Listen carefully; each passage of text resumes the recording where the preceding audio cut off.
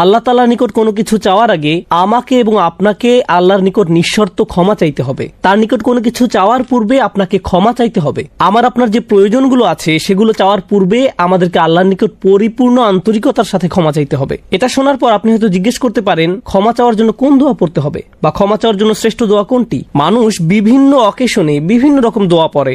যেমন কোনো সন্তান সম্ভবা মা এসে জিজ্ঞেস করেন, কিছুদিনের মধ্যে আমার বাচ্চা হবে, এখন আমার বাচ্চার জন্য কোন দোয়াটা আমি পড়তে পারি? অথবা কেউ একজন এসে বলতে পারে, আমি চাকরির ইন্টারভিউ দিতে যাচ্ছি, কোন দোয়াটি আমি এখন পড়তে পারি? আমাকে বিশেষ সময় উপলক্ষে বিশেষ দোয়া বলে দিন। আমি আপনাদের বলছি, বিশেষ সময়ের ওই দোয়াগুলো অবশ্যই গুরুত্বপূর্ণ, কারণ সেগুলো পবিত্র এবং আল্লাহর কাছ থেকে অবতীর্ণ। কিন্তু সকল সমস্যার ক্ষেত্রে কমন দোয়া হলো আল্লাহর নিকট ক্ষমা প্রার্থনা করা। যে একটি দোয়া আপনার সকল সমস্যা দূর করবে তা হলো সত্যিকার ভাবে আল্লাহর নিকট ক্ষমা প্রার্থনা করা। নূহ আলাইহিস সালাম তার জাতিকে আল্লাহর দিকে ডেকেছিলেন 900 বছরেরও বেশি সময় ধরে। তিনি তাদের নিকট অবিরাম দাওয়াত দিয়ে গেছেন। তার নবুয়তি জিন্দেগির শেষ দিকে এসে তিনি পিছনে ফিরে দেখেন এবং তিনি তাদের নিকট যে বার্তাটি দিতে চেয়েছিলেন তার একটা সার অংশ দাঁড় করিয়েছেন। অবশ্যই তিনি তাদের নিকট শুধু একটি বার্তা দেননি, তিনি তাদের উদ্দেশ্যে শুধু একবার বা দুইবার কথা বলেননি।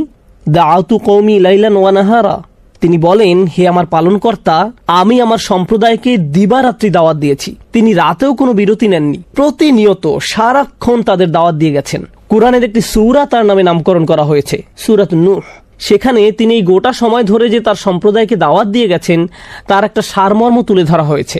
আমি তোমাদের কাছ থেকে আশা করেছিলাম কি, ইন্নী কুল্লামা দাআতুহুম লিতাগফিরা লাহুম, আর আমি গোটা সময় ধরে তাদেরকে এই ধর্মের দিকে আহ্বান করেছি যেন আপনি তাদেরকে ক্ষমা করেন ইয়া রব।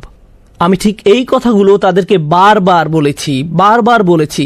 ফাকুলতু ইস্তিগফারু রব্বাকুম, অতবার বলেছি তোমরা তোমাদের পালনকর্তার নিকট ক্ষমা প্রার্থনা করো। ইন্নাহু কানা গফফারা, তিনি অত্যন্ত ক্ষমাশীল। নিশ্চয় আল্লাহ হলেন এমন সত্তা যিনি বারবার এবং বারবার ক্ষমা করতে থাকেন। এরপর তিনি যা বলছেন তা খুবই অসাধারণ। আমি চাই আপনারা এই বিষয়টা উপলব্ধি করুন যে তিনি কোন ধরনের মানুষদের উদ্দেশ্যে কথা বলছিলেন। তিনি ইতিহাসের অন্যতম খারাপ একটি সম্প্রদায়ের উদ্দেশ্যে কথা বলছিলেন। নূহ আলাইহিস সালামের সম্প্রদায়কে পৃথিবীর অন্যতম চরম অবাধ্য জাতিগুলোর একটি হিসেবে বর্ণনা করা হয়েছে। সূরাতুজ জারিয়াতে আল্লাহ বিভিন্ন জাতি সম্পর্কে বর্ণনা করেছেন যারা আল্লাহর বিরুদ্ধে অর্থাৎ তাদের নিকট প্রেরিত রাসূলের বিরুদ্ধে বিদ্রোহ ঘোষণা করেছিল, ফলে তাদের ধ্বংস করে দেয়া হয়েছিল। এরপর সূরা নাজমে যখন নূহ আলাইহিস সালামের জাতির কথা আসলো, তিনি বললেন, ইন্নাহুম কানু হুম আযলামা ওয়া আতগা, নিশ্চয়ই তারা ছিল অতিশয় জালিম এবং চরম অবাধ্য। বিষয়টা যৌক্তিক মনে হয়। অন্য সব নবীর মতো তাদের এক প্রজন্মের জন্য নবী ছিল না, প্রতি শতাব্দীতে 3-4 প্রজন্ম মানুষ জবাবে আমর। এর মানে হলো, যদি তোমরা তার নিকট ক্ষমা প্রার্থনা করো তাহলে আল্লাহ